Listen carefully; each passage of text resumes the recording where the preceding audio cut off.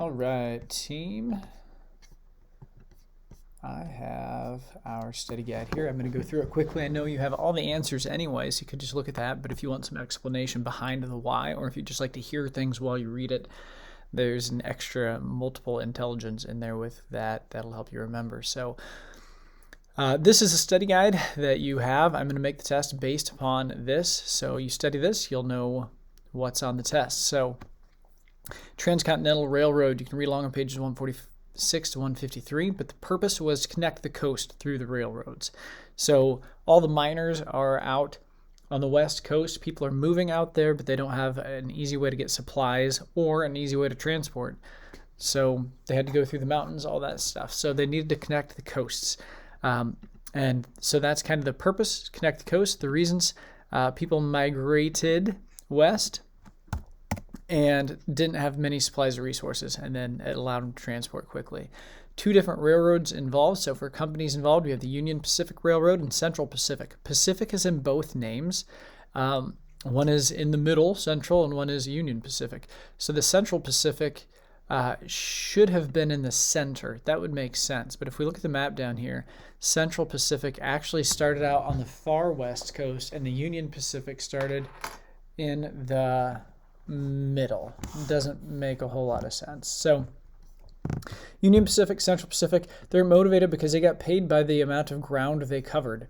So the more ground they covered, the more they get paid. And then referring to that, there's a question that's going to ask which one had an advantage and why. And the Union Pacific had an advantage because it goes through all this plain Jane, Nebraska flatland instead of going through the mountains. So instead of having to blast through and make the ground level, it was already level. They could just lay tracks. So Union Pacific had a huge advantage.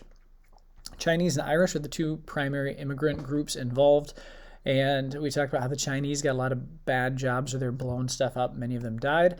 They met in Promontory Point, Utah. So that's out in this vicinity. I think right in here. And so that's obviously Union Pacific smoked them. For the terms, you can look these up. You need to know kind of in your own words, but also be able to tell what it is. Free enterprise system, it just means that you can open your own business. It's not going to be a country controls your business. Petroleum is a fancy name for oil. It's a fuel that burns easily. So something that Rockefeller got rich off of. Entrepreneur is somebody who decides this is a good business opportunity. I'm going to take a risk. A lot of times there's a big financial risk. They're risking a lot of money, and they invest in something to try to make more money. That's an entrepreneur. Skyscraper, probably know what it is, tall building.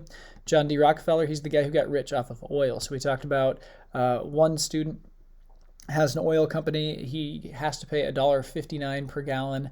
And so he has to charge at least $1.60 to make any money. And I'm getting it for less. And because I have more companies, I can afford to lose money for a little while with my oil company.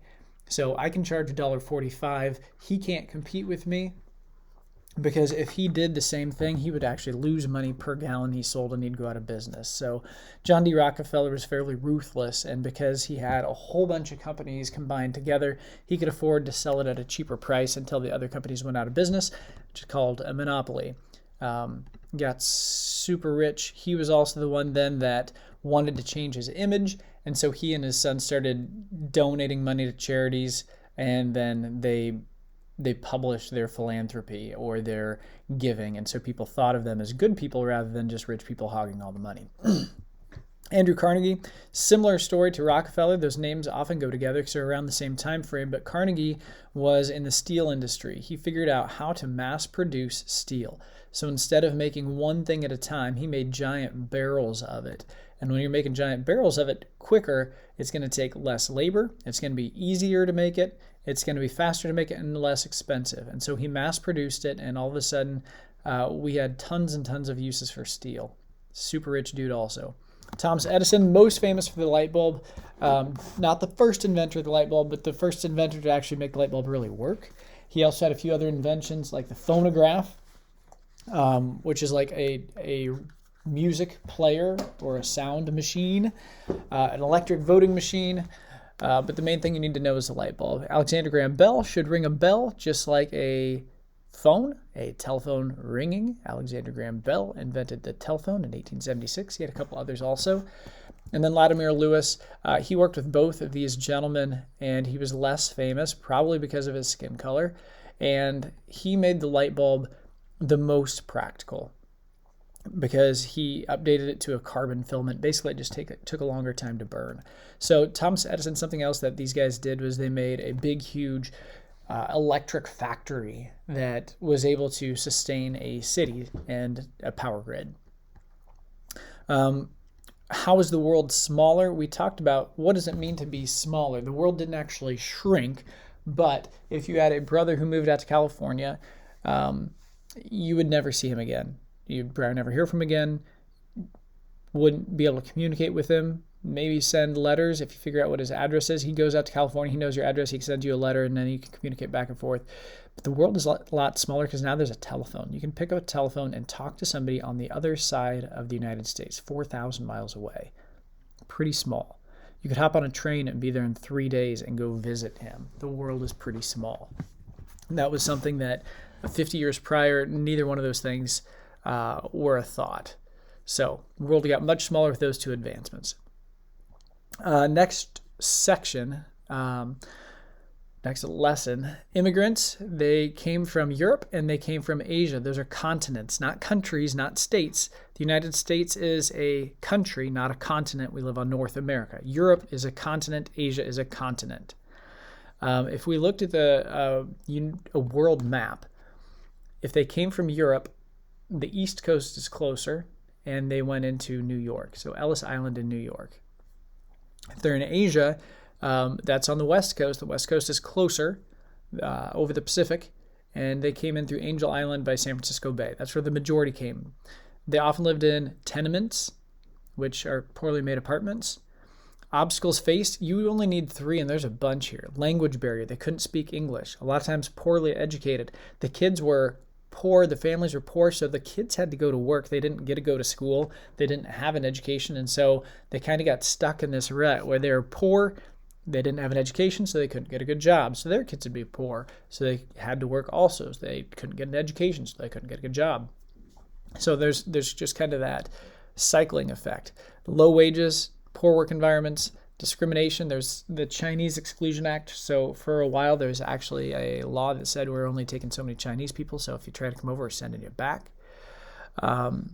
Some of the factors of the Great Migration. So the Great Migration was a whole bunch of African Americans were in the South and moved up to the North. And they moved up to the North for a couple reasons. One, there's a whole bunch of floods and insects destroying crops at this time, and factories needed workers. So they had no work down south. And if they did have work, a lot of times it wasn't fair. We had talked about how some of the slave owners still managed to basically keep their slaves through sharecropping. They would pay them a very terrible wage and said, hey, I'll provide room and board for you, and a terrible wage, so you're never able to get off the farm or the plantation. And so they were kind of stuck. So they went up north for the factories. And it says, what other factors not mentioned in this chapter? That wasn't mentioned in the chapter as far as the slaveries go. The floods and insects were, and the factories. Next thing, discrimination, Jim Crow laws at state level, local levels. They allowed people, so that'd be like if Nebraska passed a law or if Madison County passed a law, that's the equivalent, just allowing unfair treatment. I'm going to go ahead and stop there for a second, and I'm going to break this into a few small parts. That way, if you have mastered one part, you can move on to the next, and you don't have to study this part again. So we're going to go ahead and stop the video now.